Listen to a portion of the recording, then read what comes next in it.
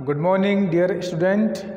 This is your teacher Balram Pal, and you are watching the online classes brought to you by Sri SNB Khaniyadhana. Today, we are going to discuss about the new blueprint of the class 12 subject English General. तो कल जो है शाम के समय पर एक 12th class और 10th क्लास बोर्ड जो क्लासें हैं मध्य प्रदेश बोर्ड की, तो मध्य प्रदेश बोर्ड के द्वारा उनकी ऑफिशियल वेबसाइट पर बहु प्रतीक्षित जो उनके ब्लूप्रिंट आने थे, इस कोरोना से प्रभावित इस सत्र आपका 2020-21 में, तो कल उसको आ चुका है। तो आज हम समझने वाले हैं जो हमारा नया ब्लूप्रिंट है उसके अनुसार जो है आपको किन किन चीज़ों का जो है इसमें आपको बदलाव हुआ है इस ब्लूप्रिंट के अनुसार। तो इसमें एक सबसे महत्वपूर्ण जो बदलाव है वो आपका भाषा विषयों में ही आपको देखने को मिलेगा। बाकी प्रभावित तो हर विषय जो है आपका इसमें प्रभावित हुआ है, लेकिन अंग्रेजी जो सब्जेक्ट है, चाहे वो इंग्लिश स्पेशल हो या इंग्लिश जनरल हो, तो दोनों में ही जो है व्यापक इसका प्रभाव पड़ा है। उसका सबसे मुख्य कारण यह है कि इसमें जो आपके प्रश्न हैं वो केवल खाली 3 प्रकार के जो है इसमें प्रश्न हैं। कुछ प्रश्न तो हैं वस्तुनिष्ठ, जो कि 30 जो प्रश्न ऐसे हैं, 1 नंबर के जो प्रश्न आएंगे वो वस्तुनिष्ठ यानी कि ऑब्जेक्टिव टाइप क्वेश्चन आएंगे आपको। तो उसमें आपको 30 जो प्रश्न हैं आपको 1 नंबर के हिसाब से आपके 30 नंबर के जो आपके वस्तुनिष्ठ प्रश्न आएंगे। अब इन वस्तुनिष्ठ प्रश्नों में कहाँ किस किस सेक्शन से कैसे प्रश्न आएंगे, इसके बारे में हम लोग वीडियो के इसी भाग में हम चर्चा करेंगे। उसके बाद आपको 10 प्रश्न ऐसे हैं जो आपको 3 नंबर के करने होंगे सॉल्व पेपर में। ये भी आपकी जो हो गया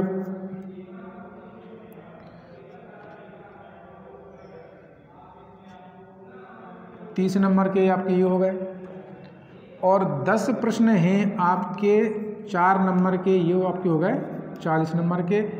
इस प्रकार आपका जो टोटल होता है वो 100 नंबर का होता है। तो भाई इसमें समस्या कहाँ है?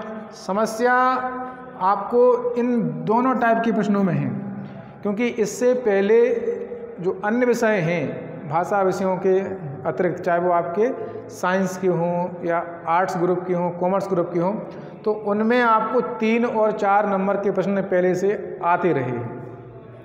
लेकिन इसमें अभी 12th जो क्लास था उसमें प्रश्नों के हिसाब से, जैसे आपको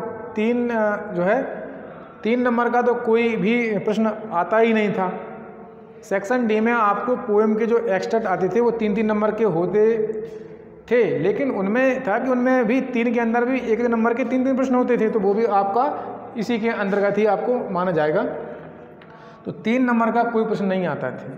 4 नंबर के भी केवल 2 ही प्रश्न आते थे। एक आपका टेक्स्ट बुक से आता था लॉन्ग टाइप, एक आपका वर्क बुक से लॉन्ग टाइप आता था। तो उसमें भी जो है शब्द सीमा जो है मैक्सिमम 70-80 या ज़्यादा 100 वर्ड्स होती थी उनकी लिखने की। तो लेकिन अब एक समस्या ये है कि जो आपको 3 नंबर वाले जो प्रश्न हैं, ये जो 3 नंबर वाले प्रश्न हैं उन्हें आपको 75 से 100 शब्दों में, 75 से 100 शब्दों में, और जो 4 नंबर के जो प्रश्न हैं उनको आपको 120 से 150 शब्दों में आपको उनके आंसर जो है वो आपको लिखना है। अब क्या है इसमें समस्या? इसमें समस्या ये है कि केवल 2 प्रश्नों को छोड़कर पहले जो के ब्लूप्रिंट में 4 मार्क्स के क्वेश्चन नहीं आते थे, 3 मार्क्स के तो आते ही नहीं थे। अधिकांश जो आपके टेक्स्ट बुक से जो क्वेश्चन आते थे वो आपके आते थे 2 मार्क्स में।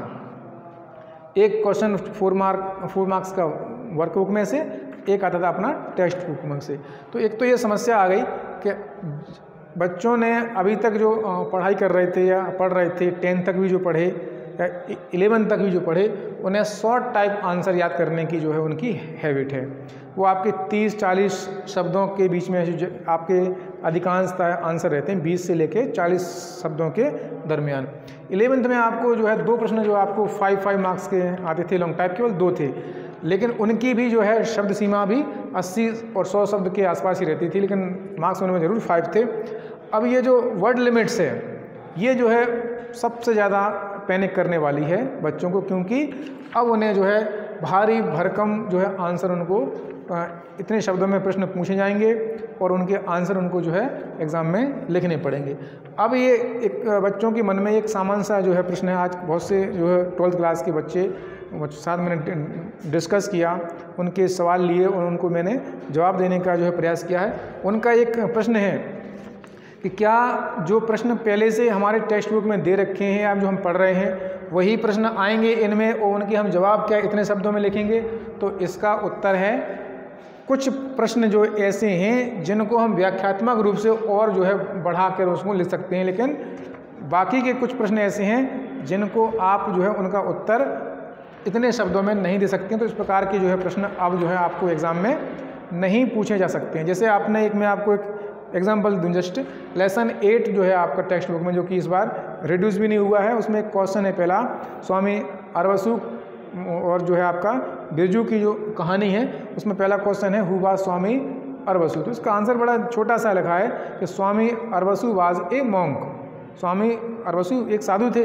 अब इस प्रकार का प्रश्न जो है आपको 4, 5, 6 इसमें शब्द पूरे हो रहे हैं, इस प्रकार का प्रश्न यदि 3 नंबर में आएगा तो यहाँ की शब्द सीमा का जो है क्या होगा?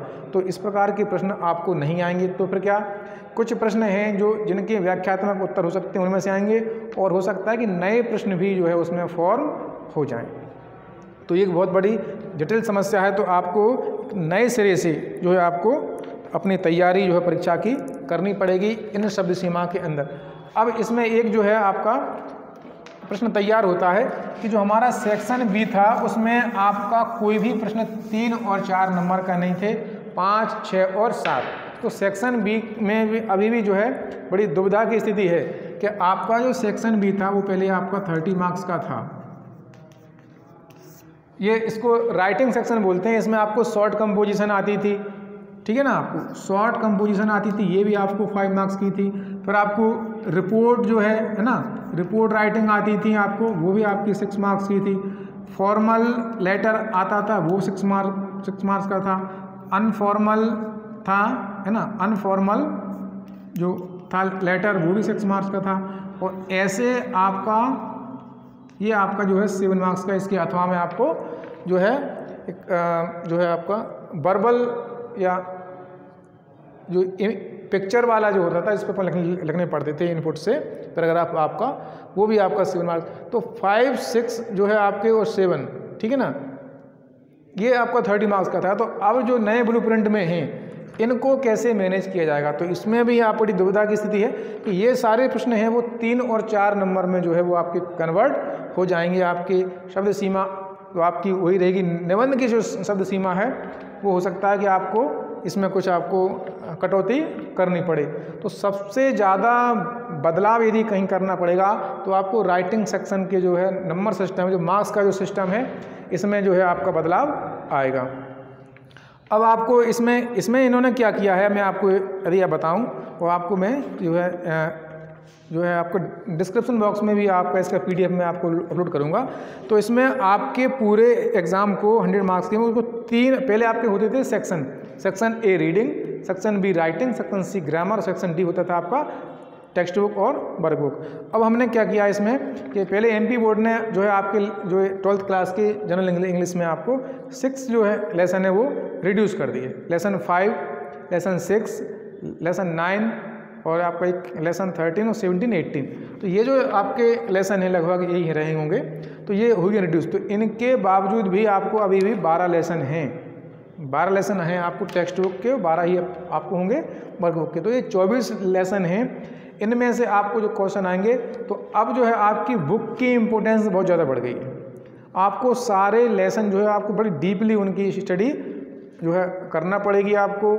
उसके आपको अपने स्तर पर उनकी छोटे छोटे प्रश्न जो आपके 1 नंबर वाले हैं वो OT टाइप क्वेश्चन है आपके वो वाले, और 3 और 4 मार्क्स के आपको आंसर आपको तैयार अपने आप से जो है प्रिपेयर करने पड़ेंगे। इसके लिए आप अपने शिक्षकों की सहायता लें, और विद्यालय भी आपके अब ओपन हो चुके हैं, तो आप अपने पेरेंट्स की सहमति से विद्यालय में जो है आकर अपने जो है इस प्रकार के जो डाउट्स हैं वो क्लियर करें। और भी आपके जो सेक्शन ए और सेक्शन सी से संबंधित जो है ज़्यादा उसमें बदलाव नहीं होगा मेरे ख्याल से। सेक्शन सी पहले भी आपका 1 मार्क्स क्वेश्चन ईच आता था, और सेक्शन ए में आपको जो अनसीन पैसेज था उसमें अंत में जो 2 नंबर के 2 प्रश्न आते थे उनको कन्वर्ट करके जो है हो सकता है 1 नंबर में कर दें, या फिर जो है आपको उनमें से ही आप छोटे छोटे आपको या क्वेश्चन नंबर ऑफ जो है क्वेश्चन उनको भी बढ़ा दें। तो आपके जो सेक्शन बी और जो सेक्शन डी है इनमें जो है आपको जो है बहुत ज़्यादा फोकस करने की अब आवश्यकता है।